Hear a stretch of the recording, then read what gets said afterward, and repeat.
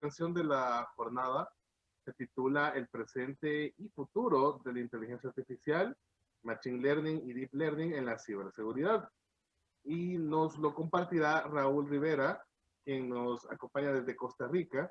Él cuenta con más de 26 años de carrera profesional en áreas como tecnologías para el gobierno, seguridad de la información, ciberseguridad, auditorías de tecnología de la información, continuidad de negocio, mejora de procesos, gestión de servicios de tecnología de la información, administración de proyectos y gestión integral de riesgo, y además posee más de 16 años como expositor internacional en eventos como Latin CACs de ISACA, ISACA Chapters en Latinoamérica y España, Colarop, CONAI, ABC, ASBank, CLAPFO, Capresidencia, Global Links, Cyber Security Revolution, entre otros.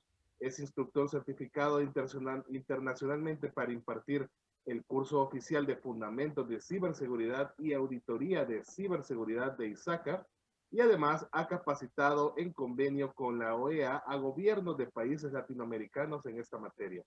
Adicionalmente, coordina para Costa Rica los programas Cyber Security Nexus de ISACA y el Centro de Ciberseguridad Industrial de España. Los dejo con Raúl Rivera.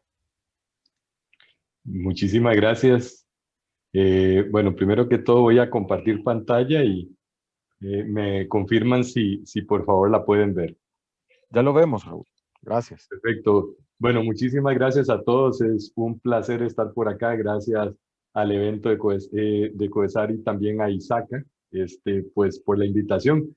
Y la idea de estar por acá es poder compartir con todos un poquito acerca de este tema que es, para mí es muy apasionante. Es la ciberseguridad, es algo que desde hace muchos años me cautivó y he estado siempre en constante evolución. Y eso es importante porque cuando hablamos de evolución, necesariamente estamos hablando de temas de inteligencia artificial y machine learning y deep learning. Entonces, pues esto es un poco lo que vamos a ver en esta charla, un poco conceptos, algunos usos que se le está dando a estos temas el día de hoy y posiblemente cómo valorar algunas soluciones de mercado en caso de que ya estemos pensando cómo implementar alguna de estas soluciones. En general, vamos a ver una pequeña introducción que va a estandarizar algunos conceptos. Vamos a tratar de ver cuáles son los modelos que comúnmente estamos utilizando ahora y los que se perfilan utilizar a futuro.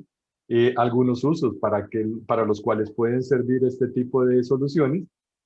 También vamos a ver los usos que le están dando los criminales, porque es importante entender a dónde están las oportunidades donde tenemos que defender a nuestras instituciones, organizaciones como tal, y sobre todo el tema que les mencionaba de soluciones.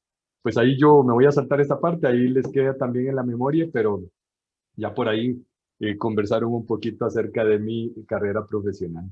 Yo quisiera empezar esta charla un poco con esta frase. Nos decía Marvin Minsky, que es el padre, por así decirlo, de la inteligencia artificial, ¿no? Que hasta la fecha no se ha diseñado, digamos, alguna máquina que sea consciente, ¿verdad?, de todo lo que está haciendo. O sea, la máquina en realidad hace lo que el ser humano le pide que haga, ¿sí? Pero si bien es cierto, la máquina no es consciente de todo lo que hace, considera él que el ser humano tampoco lo es, que muchas veces el ser humano tampoco es consciente de los efectos que puedan tener sus acciones. Y un poco para la conversación que vamos a tener el día de hoy con este tema, esto es súper interesante entenderlo en toda su justa dimensión para entender qué es inteligencia artificial, qué es machine learning, qué es deep learning, ¿no? Muy bien. Hablemos un poco de inteligencia artificial, que es la primer rama que se empezó a desarrollar en estos temas, ¿no? Allá por el año 1950, y mucho por lo que fue la Segunda Guerra Mundial produjo a nivel de avances tecnológicos para, por ejemplo, el desarrollo de algoritmos que permitieron ganar la guerra cuando descifraron mensajes, por ejemplo, de los alemanes que utilizaban esta máquina Enigma y que necesitaban poder entender y comprender esos mensajes, etcétera, ¿no? Se empezó a desarrollar una serie de métodos, generalmente nacen en universidades, este tipo de cosas, ¿verdad? Y fue donde nació el Alan Turing Test, ¿verdad? que básicamente lo que pretendía a partir de ese momento era tratar de que las computadoras pensaran como los seres humanos, ¿no? Eso fue evolucionando en el tiempo y fuimos agregándole mucho más funcionalidad a todas estas cosas y nos ha permitido hoy día llegar a tener muchos usos. Por ejemplo, usos relacionados con el lenguaje natural, usos relacionados con los juegos, usos relacionados inclusive con el reconocimiento de patrones, que un automóvil se pueda de alguna manera conducir de manera autónoma, usos relacionados con tema de traducciones, etcétera. O sea, hoy día la inteligencia artificial prácticamente está muy arraigada en muchas de las actividades que hacemos nosotros. Y aquí hay un ejemplo muy claro de esto que estamos hablando. Tal vez no estamos tan conscientes de esto, pero estamos demasiado acostumbrados a la inteligencia artificial y el uso de la inteligencia artificial. Todos estos servicios que ustedes ven acá, y muchos de ellos los utilizamos comúnmente, utilizan algoritmos de inteligencia artificial y algunos de ellos inclusive algoritmos de machine learning para poder comprender qué es lo que está sucediendo y poder de alguna manera ofrecerle a los usuarios, ¿verdad?, respuestas mucho más adaptadas, mucho más enfocadas a lo que el usuario necesita o quiere en ese momento, digamos, buscar. Sin embargo, a veces tenemos unas percepciones un poco incorrectas de la inteligencia artificial, ¿verdad? Y entonces empezamos a pensar en todos estos, por ejemplo, escenarios apocalípticos donde las computadoras podrían tomar el control del mundo, que pueden tomar decisiones donde quieran deshacerse de los seres humanos y cosas de ese estilo, ¿verdad? Y en realidad es un poco más de Hollywood, de ese tipo de cosas, ¿no? En realidad las máquinas hacen y seguirán haciendo mucho lo que el ser humano les programe que hagan. Si el ser humano comete el error de darle la oportunidad a las máquinas de tomar ciertas decisiones, aún inclusive tener la posibilidad de ir en contra de la vida humana, pues las máquinas en algún momento, cuando controlen algunas cosas que puedan poner en riesgo al ser humano, pues lo van a hacer, pero es nuestra decisión como seres humanos, ¿no? Entonces empecemos a comprender un poco de qué trata este tema de inteligencia artificial, machine learning y deep learning, porque muchas veces estos términos se confunden y también estos términos se utilizan como si fueran similares cuando no lo son, ¿verdad? Cada uno tiene una diferencia importante, ¿no? La inteligencia artificial lo que nos da es la capacidad de que la máquina de alguna manera pueda realizar actividades que realiza el ser humano, ¿sí? Utiliza algoritmos matemáticos para poder realizar esas actividades y lo que trata es de alguna manera de simular o ejecutar las tareas similares a las que haría un ser humano, ¿no? Entonces estaríamos hablando de cosas que podrían verse como la tecnología que permite hacer que la máquina pueda hacer tareas que realiza un ser humano hoy día. El Machine Learning lo que tiene es la capacidad que para poder hacer esas tareas, la máquina tiene que aprender.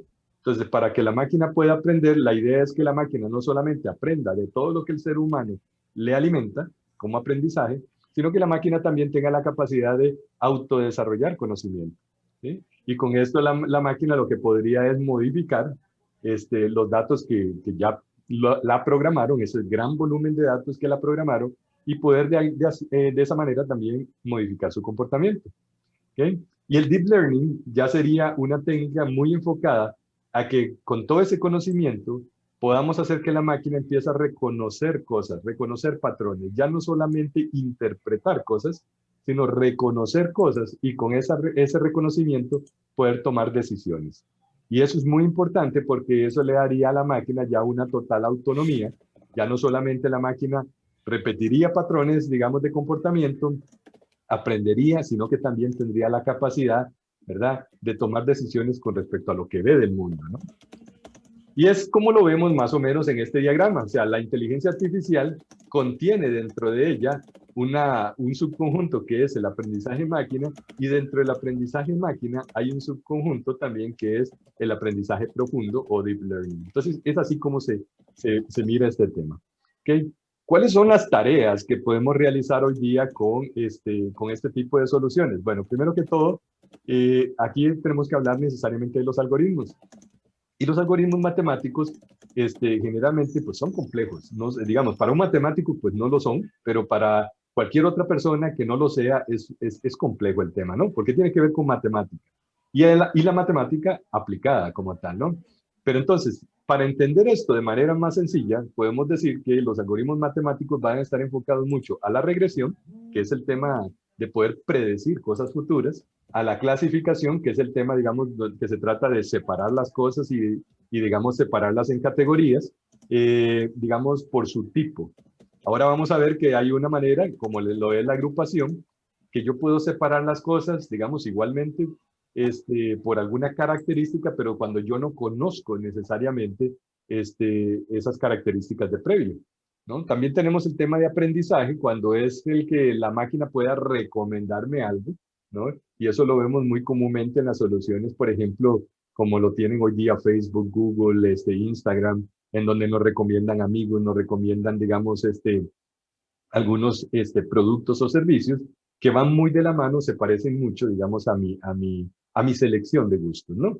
El tema de reducción de dimensión, que lo que trata es de buscar la forma más eficiente, ¿verdad? De poder encontrar una solución a algo, y los modelos ya que le llamamos generativos, que lo que se hacen es, digamos, crear algo basado en el conocimiento previo y la distribución previa de los datos. Entonces, es muy importante tenerlo claro para lo que vamos a hablar, porque lo que vamos a hablar a continuación es de los modelos que hoy día tenemos para Machine Learning. Esto es muy importante porque generalmente lo que tenemos en el mercado, ¿verdad?, trabaja en uno de estos modelos que vamos a ver a continuación. ¿Cuál es la tendencia pasada? ¿Para qué utilizábamos Machine Learning en el pasado?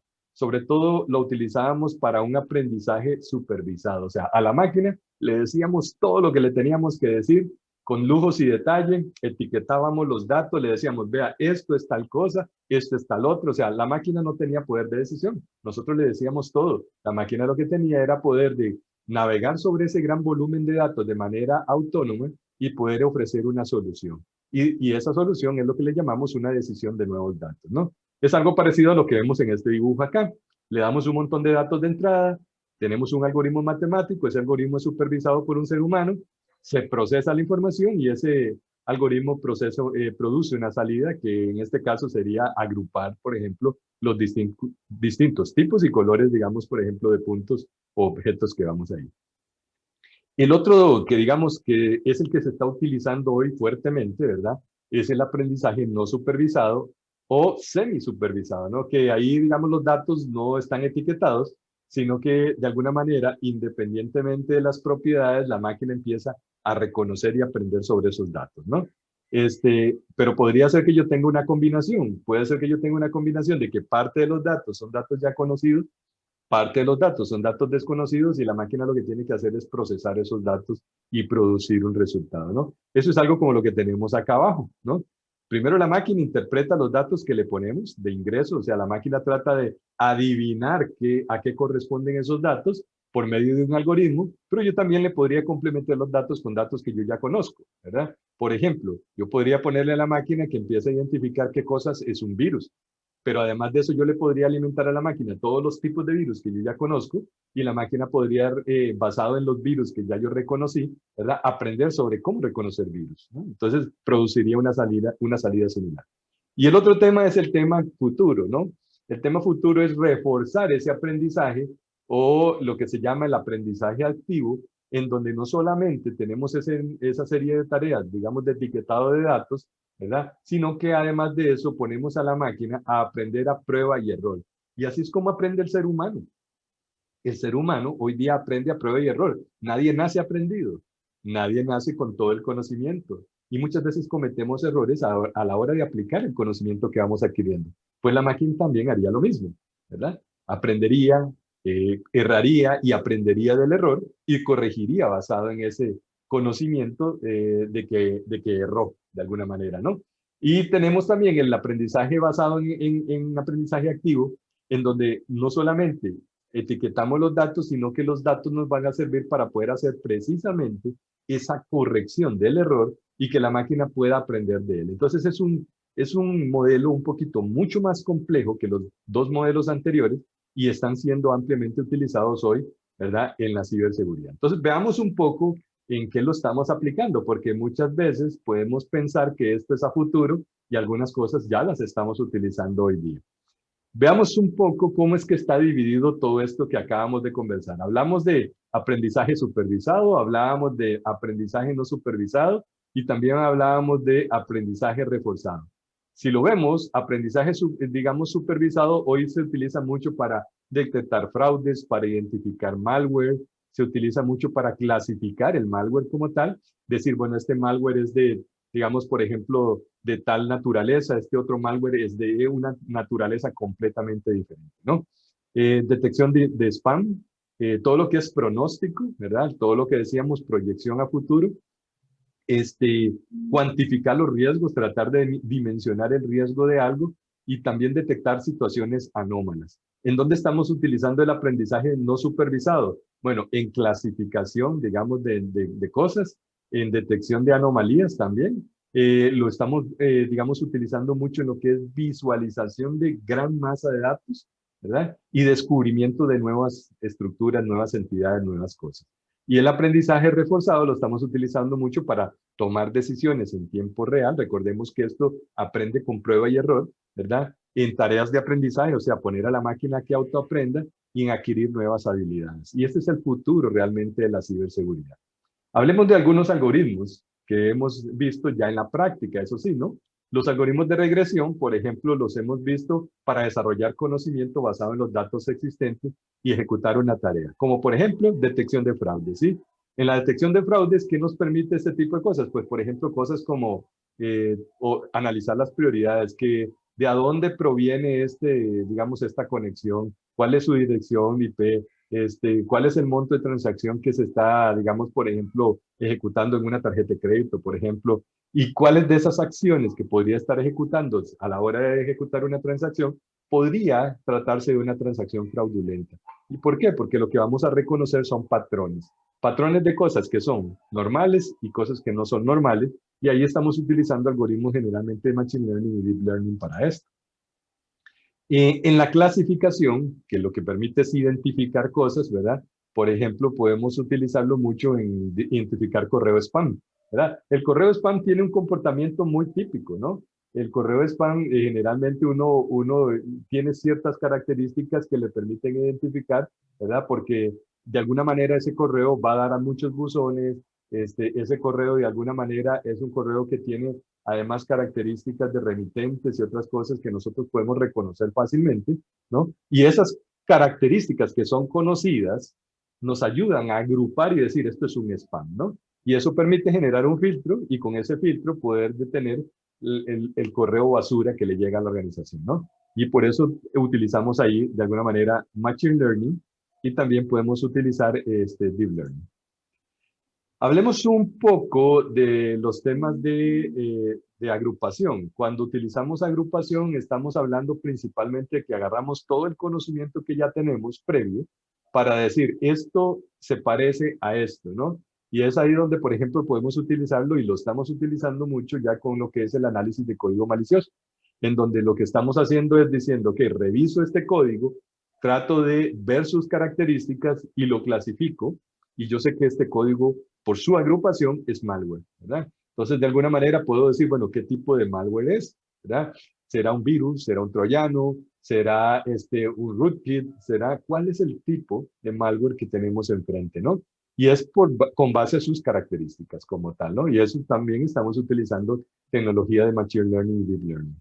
También tenemos reglas de aprendizaje y de asociación que nos permiten sugerir o recomendar cosas. Por ejemplo, para gestionar riesgos o gestionar vulnerabilidades. Cuando uno detecta en un sistema una vulnerabilidad y de alguna manera esa vulnerabilidad, lo que estamos reconociendo es una serie de patrones, ¿verdad? Podríamos decir, bueno, basado en el reconocimiento de esos patrones, esto es una vulnerabilidad y esto podría ser algo que me permita en algún momento determinar a esa vulnerabilidad como una vulnerabilidad crítica, una vulnerabilidad, digamos, alta, media, baja o lo que fuera, ¿no? Y me permitiría, además de eso, sugerirle, ¿verdad? Sugerirle a las personas que administran la tecnología qué podríamos hacer con este tema para poder, digamos, solventar esa necesidad que estamos viendo como un problema. Aquí estamos utilizando generalmente también tecnología relacionada con Machine Learning y Deep Learning, ¿verdad? Bueno, también tenemos el tema de reducción de dimensión, cuando tenemos una gran cantidad de datos y ojo, que este es como la preocupación más grande de los profesionales hoy día. Tenemos tantos juguetes tecnológicos, tenemos tantas herramientas de seguridad que producen una cantidad de datos enorme, enorme, y que no podemos o no tenemos la capacidad humana para poder analizar, digamos, si no utilizamos un computador. Entonces, la idea con esto es poder agarrar ese gran volumen de datos, correlacionar todos esos datos y poder producir una decisión basada en eso. Y esto es el ejemplo, por ejemplo, de lo que estamos utilizando hoy, que es la autenticación basada en características. Por ejemplo, poder autenticar a una persona ya no por un usuario y un password. El usuario y el password va a tener que morir en algún momento. Y va a tener que morir porque es lo más inseguro que hay en la vida, ¿verdad? Lo que se quiere a futuro es poder, de alguna manera, meter inteligencia artificial, machine learning o deep learning dentro de estas actividades para poder de alguna manera aprender de las propiedades de una persona, cómo toma el celular, los rasgos faciales, los rasgos biométricos, por ejemplo, en su dedo, en su voz, y muchas de estas cosas lo que nos va a permitir es poder identificar que efectivamente la persona es quien dice ser, ¿no? Y eso me permitiría también, de alguna manera, comparar los datos y tomar una decisión muy rápida para poder autenticar la persona. Y ahí estamos hablando de machine learning. Y también tenemos algunos algoritmos que hoy los utilizamos más para la parte de simulación, ¿no? Y que agarramos un montón de datos, los ponemos en un contenedor de datos, analizamos esa gran cantidad de información y basado en decisiones que hemos tomado en el pasado, podemos tomar decisiones futuras, ¿sí? Nada más tomando los datos que tenemos como datos antiguos. Entonces, ¿cuáles son algunos usos que le estamos dando a estos temas de Machine Learning y que le queremos dar a futuro al Machine Learning? Pues para eso yo quisiera traerles este gráfico que tengo acá, en donde tenemos tres grandes preguntas, el qué, el dónde y el cómo. Cuando yo hablo del qué, diría, ¿qué es lo que quiero hacer con Machine Learning? Tengo que definir esa dirección que quiero tomar. ¿Será que lo que yo quiero es predecir? ¿Será que lo que yo quiero es prevenir? ¿O lo que yo quiero nada más es detectar, responder o monitorear? Dependiendo de la acción que yo necesite ejecutar, también así va a ser el algoritmo. Como vimos, hay una serie de algoritmos matemáticos que me sirven para cosas diferentes. Y es muy importante entender qué es lo que yo ando buscando, ¿no? Lo otro es importante es en el dónde. Lo quiero, por ejemplo, a nivel de la capa de red, lo quiero a nivel de la capa del usuario final, el endpoint, lo quiero a nivel de las aplicaciones, o lo quiero a nivel de comportamiento del usuario como tal, o lo quiero también a nivel, digamos, de procesos que ejecutan los usuarios. Dependiendo de a dónde yo quiera aplicar el algoritmo, el algoritmo de Machine Learning, también así va a ser la necesidad de cuál algoritmo voy a poder yo seleccionar y aplicar a esa necesidad. Y por último está el cómo. Si yo lo quiero que lo haga cuando la información está en tránsito o la información está en reposo o si la información está en ese momento en uso. No es lo mismo, por ejemplo, un dato en reposo, ¿verdad? Que un dato que yo estoy enviando, por ejemplo, a una impresora, que estoy enviando a una memoria USB, que estoy subiendo una aplicación a la nube o que estoy transmitiendo por correo electrónico, ¿verdad? Todo eso hay que tomarlo en cuenta cuando hablamos de este tema. Y así es como existen las soluciones, porque las soluciones, no existe una sola solución en el mercado que cubra todo esto. En realidad, cada una de estas soluciones se enfoca en algún punto específico y nosotros como profesionales tenemos que entender, bueno, hacia qué punto se está enfocando lo que yo ando necesitando y sobre todo para entender qué solución es la que yo puedo utilizar. Entonces, hablemos de algunas soluciones que podemos utilizar, ¿verdad? Relacionadas con Machine Learning, con Deep Learning y algunas que ya tienden a tener un poco de inteligencia artificial para el tema de protección de redes, ¿no? Ya hoy utilizamos lo que llamamos los detectores de intruso. ¿Cómo funciona un detector de intruso? Un detector de intruso tiene una serie de información base de conocimiento con la cual compara, digamos, lo que está viendo en la red a nivel de paquetes de datos y podría decir, esto que estoy viendo acá es un ataque porque lo conozco. Tengo información que me hace pensar que eso es un ataque, ¿no? Y de alguna manera, entonces, con el aprendizaje de máquina, podemos definir que esto que está entrando a la red, ¿verdad? Es algo potencialmente malicioso. También tenemos todo lo que es el análisis de tráfico. Y el análisis de tráfico a nivel de red no es algo nuevo, pero lo que sí es nuevo es lo que llamamos la inspección profunda de paquetes. que en realidad en el mercado existe desde hace rato, pero las empresas todavía no lo adoptan dentro de sus infraestructuras. Hay pocas empresas que están adoptando realmente lo que es el Deep Packet Inspection. Entonces, ese tipo de cosas son muy importantes porque ya empieza a combinar la información conocida con información donde yo puedo aprender de lo que yo voy viendo y voy marcando algunas cosas también como maliciosas. Y ahí utilizamos los algoritmos, ya sea de regresión, de clasificación y agrupación, de los que vimos anteriormente, ¿no? Para poder realizar esta tarea. También tenemos, por ejemplo, todo lo que es equipo de usuario final o endpoints, ¿verdad?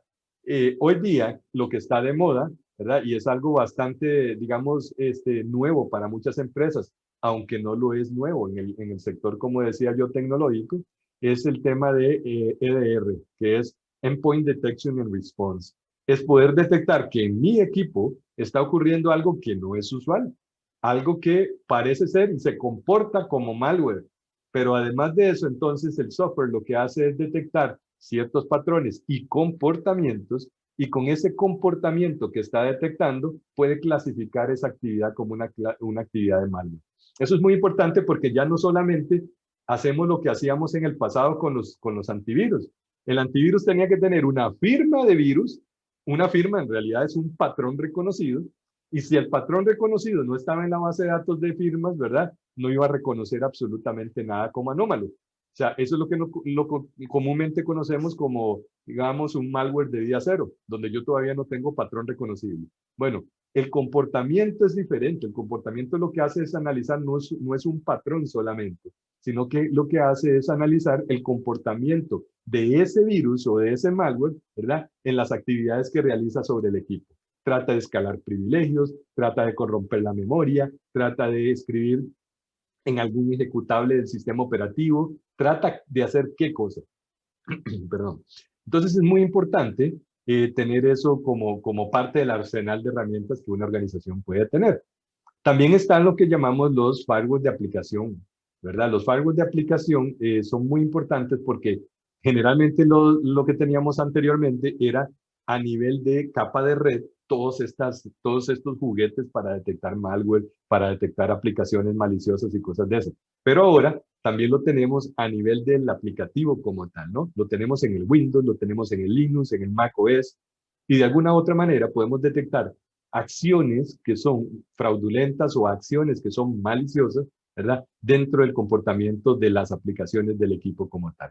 Y eso nos permite poder, de alguna forma, también ser un poquito más resilientes en el sentido que vamos a tener una serie de capas de seguridad, tanto a nivel de redes, tanto a nivel de base de datos, tanto a nivel de los sistemas operativos y las aplicaciones, lo cual nos va a permitir ser mucho más eficientes en que si uno de los controles falla, todavía tenemos otros controles, ¿verdad? A diferentes niveles del modelo OSI, ¿verdad? Para poder reconocer estos patrones de ataque.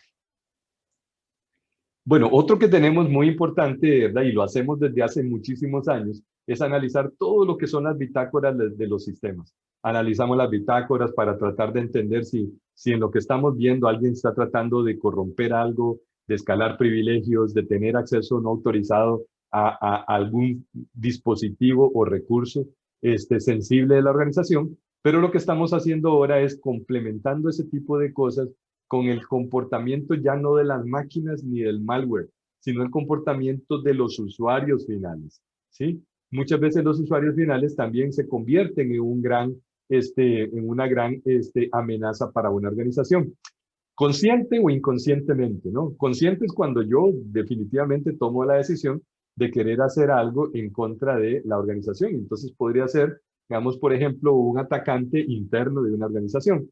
Pero también inconscientemente, muchas veces las acciones o las malas prácticas que tenemos puede generar que la organización se vea atacada, digamos, por sus propios colaboradores o sus propios funcionarios, de forma tal que sus acciones los pueden llevar a riesgos importantes. Como por ejemplo, ¿cuál? Podría ser que una persona decida navegar por sitios no autorizados y la empresa tal vez no le filtra esos sitios, pues la persona toma la decisión de ingresar a páginas no autorizadas por la institución o por la organización. O cuando una persona decide, por ejemplo, ejecutar programas que no están autorizados o instalar en el equipo, si le permiten, por ejemplo, programas que no están autorizados. Todas estas acciones son acciones de comportamiento de usuario final que podrían poner en riesgo también a las organizaciones. Y lo último que, digamos, creo yo que podemos estar viendo es el tema de comportamiento en los procesos. Igualmente, los procesos que se ejecutan en un equipo, pues cumplen una serie de características, y cuando uno empiece a ver que están, digamos, ejecutando algunas acciones que no son reconocidas como acciones correctas, pues uno podría decir, aquí está pasando algo. Por ejemplo, los procesos que ejecuta un computador, una tarea programada, o inclusive lo que es común del sistema operativo y lo que para uno no sería común que ejecute el sistema operativo. Entonces, eso podría detectar claramente actividades sospechosas o inusuales. Pero bueno, lo cierto es que el Machine Learning también lo utilizan los criminales, porque lo que es bueno para una cosa es bueno para la otra también, ¿no? Así que la tecnología también está disponible para ellos. ¿Cómo? Bueno, lo están utilizando muchos para poder automatizar los ataques y hacer los ataques mucho más efectivos. ¿Qué es lo que hacen? Por ejemplo, vamos a hablar, le envían miles de correos a la organización, pero utilizan Machine Learning para detectar o agrupar a todos los usuarios, digamos, por ejemplo, que reciben ese correo y el comportamiento de esos usuarios. Por ejemplo, estos abrieron el correo, estos le hicieron clic al archivo, estos hicieron tal y tal y tal cosa, ¿no? Y con eso pueden enviar cosas mucho más específicas a sus víctimas, ya sabiendo que esa persona es propensa a tal cosa, le envían un malware específico que la persona está utilizando. Por ejemplo, si a la persona, por ejemplo, le gusta mucho navegar por Facebook, detectan que le hace clic a muchos anuncios de Facebook, yo le puedo convertir, digamos, por ejemplo, un ataque muy dirigido a esa persona en donde le entregue cosas relacionadas con Facebook, el ataque se carga sobre páginas de Facebook y de alguna manera también yo voy a saber que el ataque va a tener como muchísima más penetración dentro de lo que es la organización. ¿Por qué? Porque yo sé que esa persona es propensa a ese tipo de cosas. Y con eso reduzco de alguna manera el ámbito de trabajo del atacante, ¿no? El atacante reduciría el esfuerzo que tiene que ejecutar para poder hacer efectivo su ataque.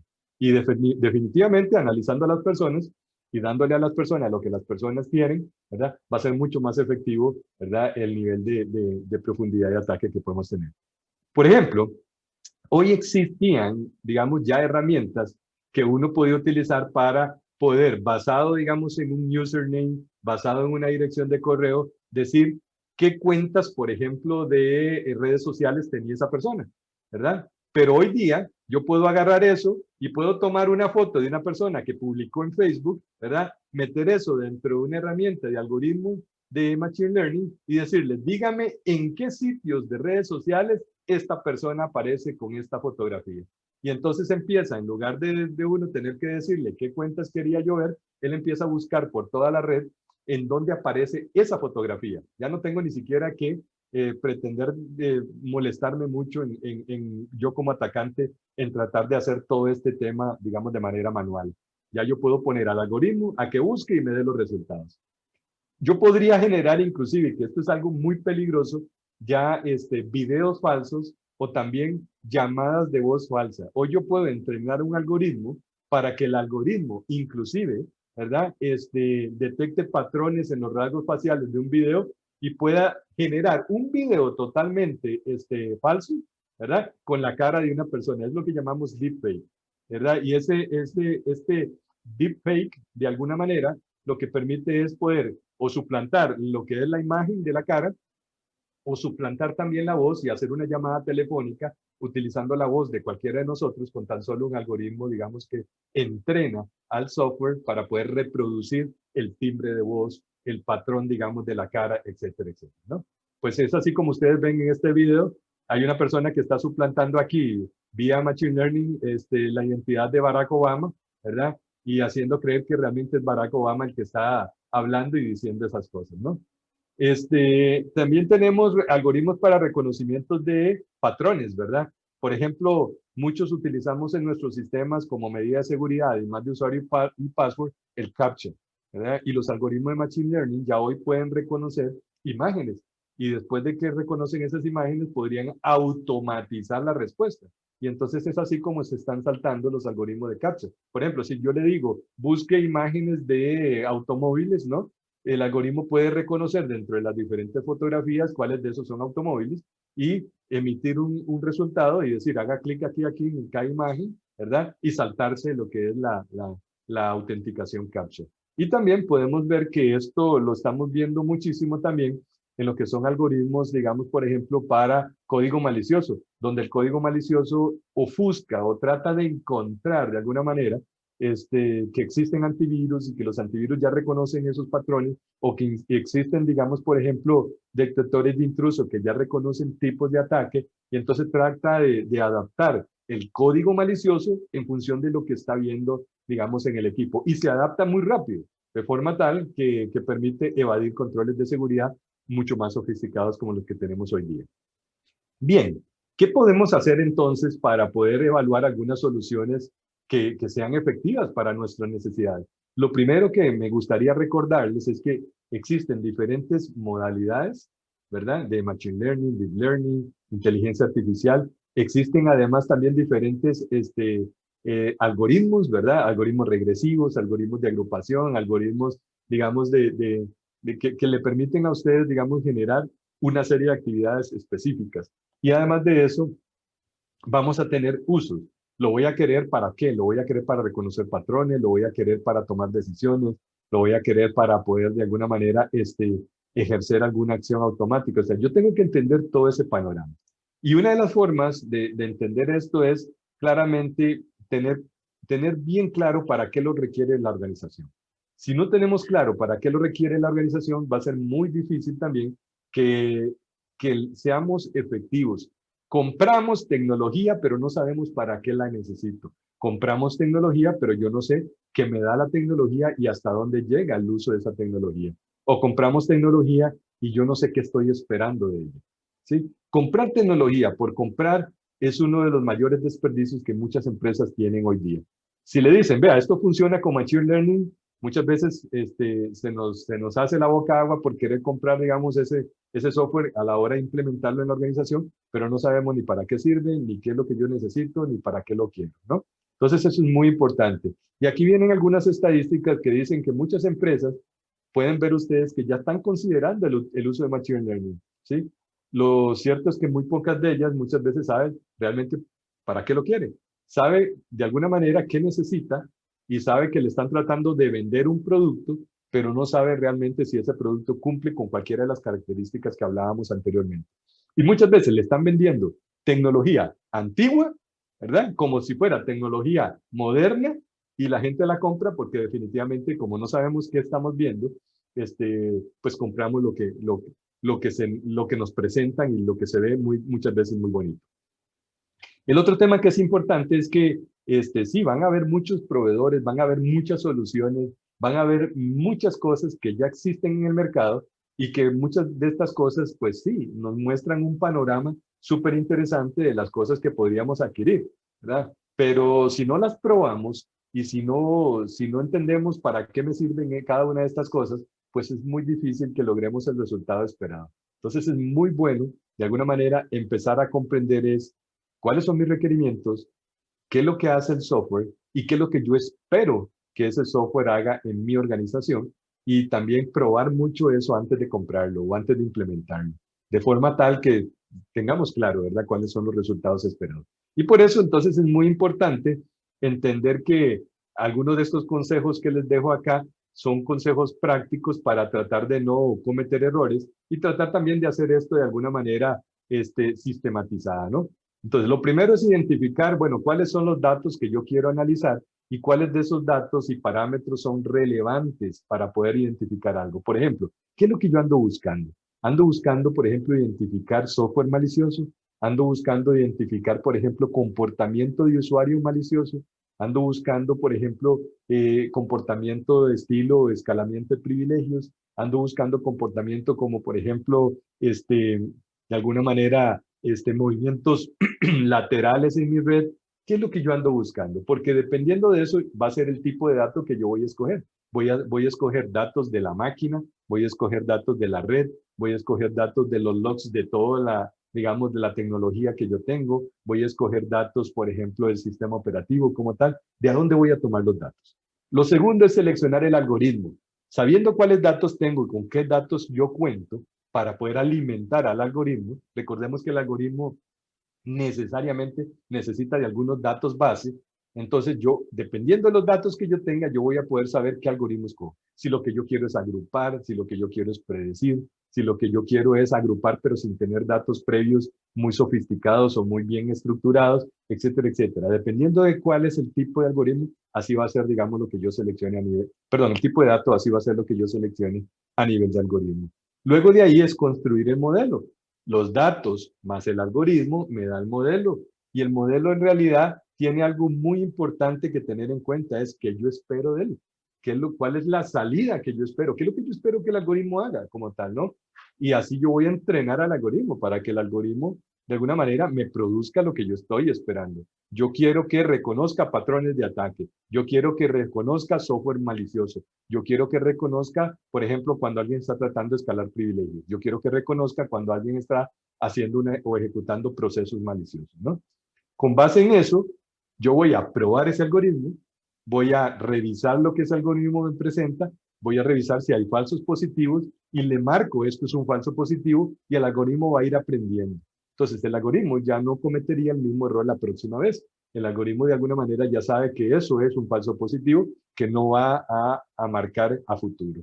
Y con esto, de alguna manera, podemos generar nuevos hallazgos, podemos generar nuevos datos que podrían realimentar el proceso de aprendizaje máquina y con eso tomar decisiones mucho más sofisticadas a futuro. Aquí les dejo una fórmula que si bien es cierto, pareciera ser muy complicada, no lo es. Aquí tenemos que garantizar siempre que los datos son lo más exactos posible. Y una forma de garantizar que los datos son más exactos posible es medir una serie de variables. Medir todas aquellas cosas que son ciertas y que fueron marcadas correctamente por el algoritmo. Las cosas que fueron marcadas como si fueran, digamos, software malicioso o lo que fuera por el algoritmo, pero no lo son, ¿verdad? O las cosas, digamos, que de alguna manera debieron de haber sido marcadas, pero no las marcamos. Y las cosas que efectivamente no eran y las marcamos correctamente. Esas 4 variables es muy importante que las tengamos cuando analizamos algoritmos, digamos, de Machine Learning, para entender cuál es la efectividad de nuestro algoritmo y qué tan exacto es nuestro algoritmo. El algoritmo lo que va a hacer es aprender. Entonces, todo lo que nosotros marquemos correctamente y le ayudemos a la máquina digamos, a marcar correctamente, va a servir para que el algoritmo de alguna u otra manera, ¿verdad?, sea mucho más efectivo en el futuro. Si alguien quiere empezar en este mundo, yo les aconsejo, entren a esta página, mlsec.org, ¿verdad? Ahí tenemos muchos algoritmos de Machine Learning específicamente relacionados a la ciberseguridad, ¿verdad? Y en el mercado ya existen muchas organizaciones que ya le venden productos a uno relacionados con Machine Learning y Deep Learning, y de alguna forma también ya aprenden de manera automática de lo que están viendo en la red o en los sistemas operativos o en las aplicaciones, ¿no? Entonces, esto no es nada nuevo. Como les digo, esto desde los años 50 empezó, ¿verdad? Y lo que hemos hecho es tratar de irlo aplicando a diferentes tareas, ¿verdad? Pues igualmente lo estamos aplicando hoy al Machine Learning. Entonces, si alguien quiere aprender, esta página es una bonita página para aprender algunas cosas. Para ir cerrando, pues me gustaría decirle a todos, compartir con ustedes algunas consideraciones finales. Recordemos que la máquina necesita datos. Para poder aprender, la máquina necesita datos. Así como el ser humano necesita ir a la escuela, ir al colegio, ir a la universidad, ¿verdad? Para poder aprender y con base en ese aprendizaje producir nuevos conocimientos, producir nuevas experiencias, producir nuevas experiencias técnicas, perdón, conocimientos técnicos que ustedes desarrollen, pues así la máquina. La máquina necesita alimentar con información, digamos, su algoritmo. Lo otro es que la máquina utiliza un algoritmo matemático, pero el algoritmo matemático puede cometer errores porque lamentablemente, igual que el ser humano que comete errores, ¿verdad? El algoritmo podría equivocar su interpretación de algunos datos. Entonces, lo más importante es la fórmula que les dejé anteriormente. Tratemos de marcar siempre todos los falsos positivos, los falsos negativos, los verdaderos positivos y los verdaderos negativos. Siempre hay que pensar como el adversario, ¿sí? Recordemos que lo más importante aquí no es defendernos del adversario, sino pensar como el adversario para poder defendernos mejor. Entonces, eso es algo importantísimo. Muchas veces instalamos equipo, instalamos software y no nos preocupamos por comprender qué es lo que yo necesito o para qué quiero yo ese software. Y eso nos pasa que muchas veces se generan, digamos, por ejemplo, falsos negativos. Y por último, yo diría, siempre vamos a tomar decisiones erróneas, eso no lo vamos a poder evitar, así lo hace también el ser humano, la máquina también lo va a hacer. Bueno, enseñémosle a la máquina cómo mejorar, digamos, esas decisiones y nunca crean que exista una bala de plata. No existe una sola solución en el mercado, aunque te lo vendan así, así llegan y te lo venden, pero no existen soluciones de mercado que hagan de todo.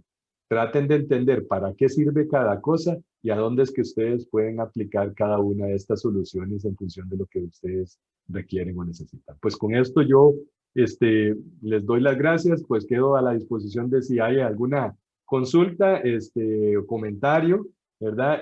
Como para debatir un poco en relación con lo que hemos visto. Sí, bueno, listo. Muchísimas gracias, Raúl. Realmente muy valioso el aporte, tanto, digamos, aclarando los conceptos y la aplicabilidad con respecto, digamos, a los temas No sé si hay alguna consulta, Manuel.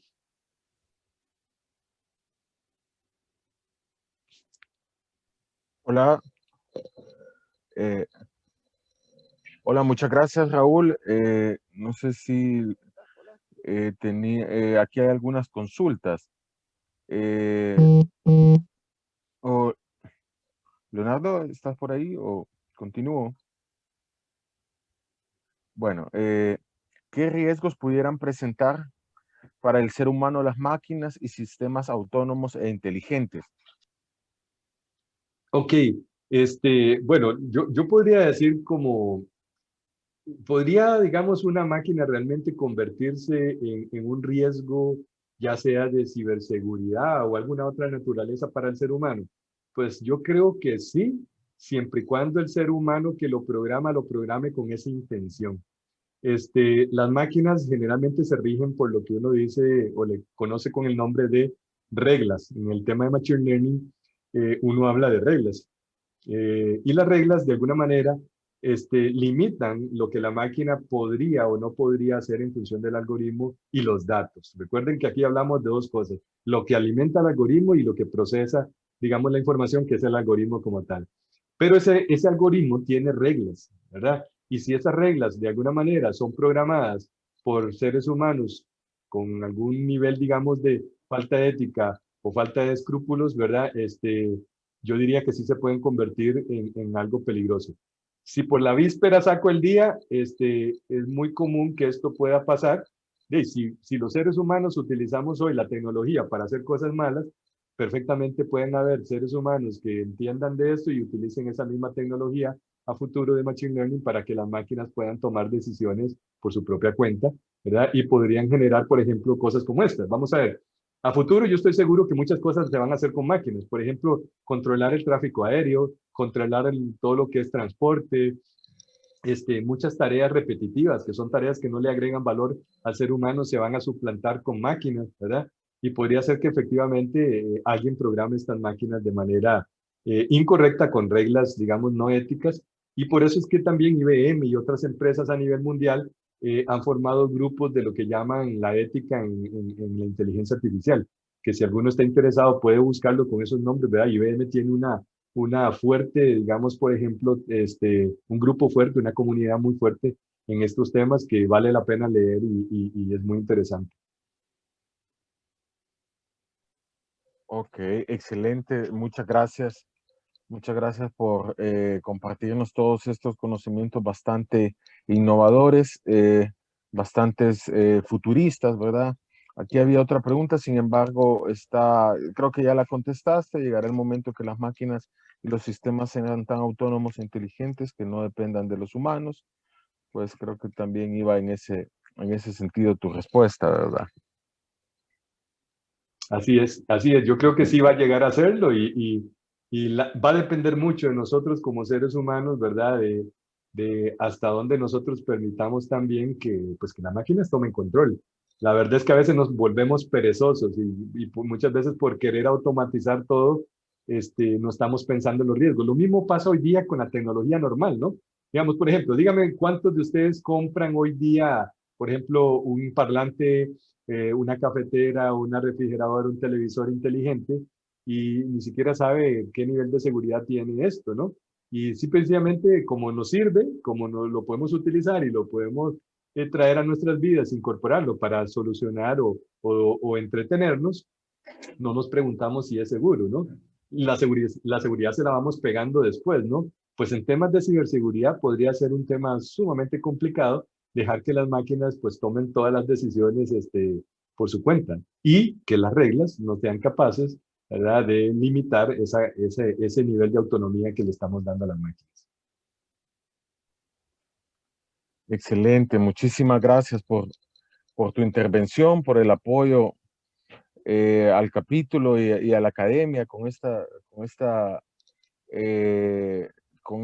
tema que es tan trascendental y que es hasta cierto punto complejo tanto no solo para estudiantes, sino también hasta a nivel profesional, ¿verdad? Entonces, creo que nos has ayudado a aclarar conceptos y también a despertar interés, ¿verdad?, en los estudiantes sobre estas ramas que son bastante, que están teniendo cada vez más auge. Entonces, desde ya nuevamente reiteramos nuestro agradecimiento.